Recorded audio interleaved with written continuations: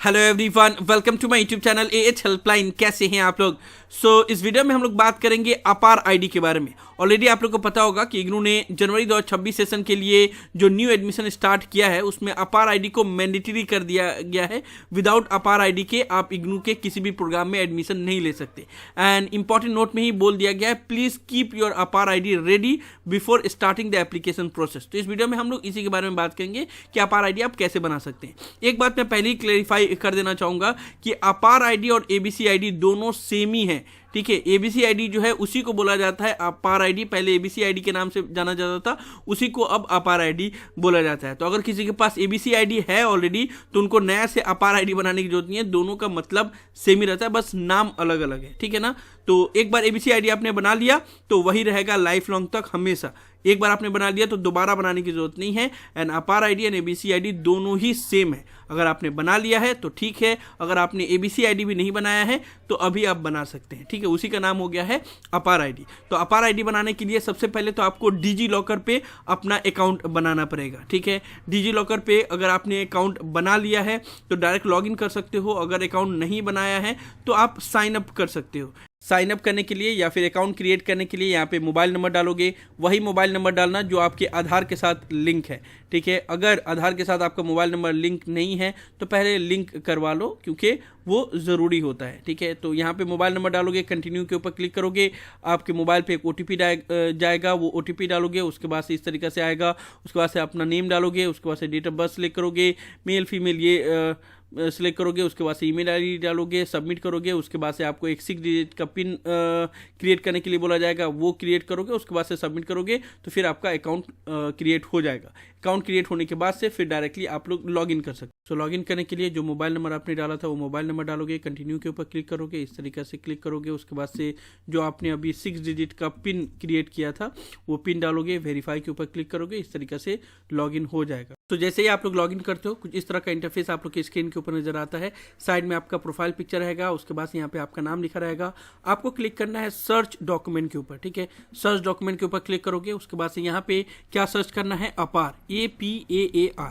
ठीक है, ये अपार टाइप करोगे, उसके बाद से सर्च के ऊपर क्लिक करोगे।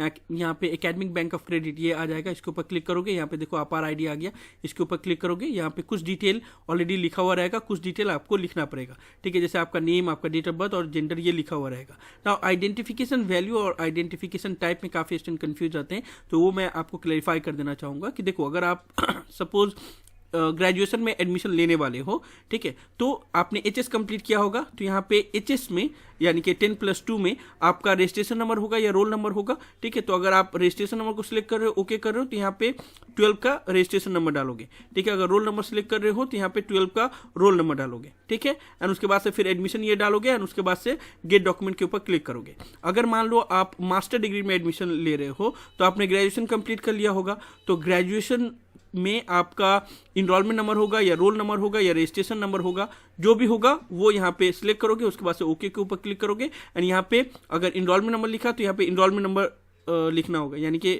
ये अगर रजिस्ट्रेशन नंबर आपने सिलेक्ट किया होता तो यहाँ पे रजिस्ट्रेशन नंबर लिखना होता है। अगर आप रोल नंबर यहाँ पे सिलेक्ट किए होगे तो रोल नंबर लिखना होगा। ठीक है, तो ये चीज़ समझना, आइडेंटिफिकेशन टाइप में जो चीज़ लिखोगे वही चीज़ आपको यहाँ पे उसका डिटेल लिखना होगा। उसके बाद से यहाँ पे एडमिशन ईयर लिखना होगा, एंड उसके बाद से फिर यहाँ पे I am a student of जिस भी यूनिवर्सिटी से आपने ग्रेजुएशन कंप्लीट किया है या जिस भी बोर्ड से आपने 10+2 कंप्लीट किया है, वो इस लिस्ट में से आपको सिलेक्ट करना होगा। ठीक है, तो इस लिस्ट में से आप सिलेक्ट कर लेना, उसके बाद से गेट डॉक्यूमेंट के ऊपर क्लिक करना, आपका अपार आईडी क्रिएट हो जाएगा। तो मैंने सारा डिटेल फिलअप किया, उसके बाद से यहाँ पे टिक आउट कर दूंगा, उसके बाद से गेट डॉक्यूमेंट के ऊपर क्लिक करूंगा, थोड़ा सा टाइम लगेगा, और उसके बाद से यहाँ पे लिखा आएगा your request has been submitted, please wait for the confirmation from the issuer.